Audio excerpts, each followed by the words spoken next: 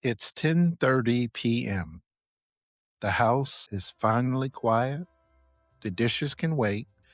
Your mom's peels are sorted for tomorrow, and you sit down for the first time since 6 this morning. Then your phone lights up. It's your 26-year-old. Mom, I need help again with rent. Just this one more time. Your stomach drops, not because of the money, because of the guilt either way. You've been here before, you've said yes before, and every time you do, something else in your life gives way. If that scene feels familiar, this episode is for you.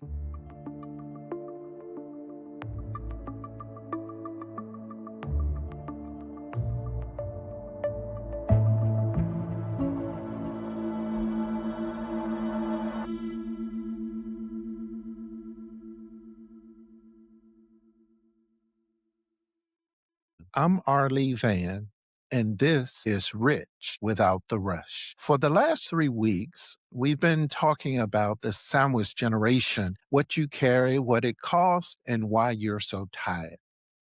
Today, we close that conversation with something you can actually use. I'm going to give you 3 sentences. They will not be easy to say at first. They may not be easy the 10th time. But if you say them and hold them, they will save your retirement and they will not cost you your child. Here's a number to sit with. 48 out of every 100 parents in their 40s and 50s gave money to an adult child last year. Almost half of us. So you're not alone in this. You're not failing. You're not the only one feeling stuck. 9 in 10 caregivers say they need more support. Nobody asks how you are doing. Not your child, not your parent, not your spouse. You are the household finance officer of 3 generations. And nobody calls you that. So before we go further, hear this. You're not behind because you made bad choices. You are behind because you made everyone else a priority. Here's the trap. Saying yes feels like love. Saying no feels like failure. But love is not measured in dollars. It's measured in years. Picture yourself at 75 years old, the version of you who ran out of money in their 60s because she kept saying yes. Who can't help with the grandchildren? Who can't cover their own medication? Who becomes the next person her children have to rescue? That version of you was not more loving. You were just more tired. The boundary you set today is what makes you available tomorrow to your child, to your grandchildren, and more importantly, to yourself. So here's the script. 3 sentences. Memorize them. I love you. I can't send the money this time. Let's talk about what you can do. Let me walk you through what it does. Sentence 1. I love you. You lead with love always. The boundary isn't the absence of love, it's the proof of it. Sentence 2. I can't send money this time. Not I won't, not I can't. You're not punishing. You are protecting.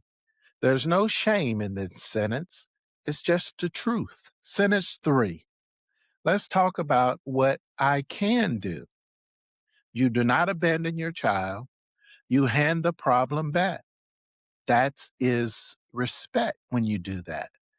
That is the belief that they can figure this out because they can. When the request comes back, and it will, here's your second script. We talked about this. The answer is the same.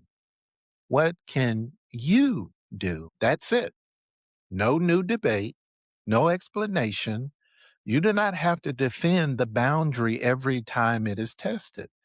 You only have to hold it. Boundaries don't get relitigated every conversation. That's what makes them boundaries. In the scriptures, Galatians 6:5 says it plainly. For each one will carry his own load. The wisdom is older than any of us. Each person carries their own load. When you keep lifting your adult's child load, you're not loving them more. You are teaching them they cannot carry it. To love your adult child well is to let them feel the weight of their own choices. Slowly, gently, but fully. This is the Tortoise Formula in action. Direction times discipline divided by distraction equals wealth. For the sandwich generation, the biggest distraction is not Netflix, is not shopping, it is love. It is obligation. It is the child you would do anything for. You cannot remove the distraction, but you can shrink it with 3 sentences and one boundary held one time. Then again and again, the next time and the next time. Now you might be thinking, but what if it's a real emergency? Run it through these 3 questions. Number 1, is this an actual emergency or is this a pattern, not a crisis? 2, can they solve it themselves? With a roommate, a second job, a hard conversation with the landlord. And number 3, am I sacrificing my own security to fix this? These are questions that we have to ask. If the answer to the third question is yes, the answer to the request has to be no. Not because you do not love them, because you do love them. Listen, you're not a bad parent for protecting your retirement. You are a wise one. You are not broke. You are exhausted. And the boundary is the rest you have been waiting for permission to take. 3 sentences. I love you. I can't send the money this time. Let's talk about what you can do. Send this episode to the friend who needs to hear it. She's up at 9:30 or 10:30 p.m. too, doing the same math. I'm Arlie Vann. This is Rich Without the Rush. Be calm, be consistent, and remember, slow wins.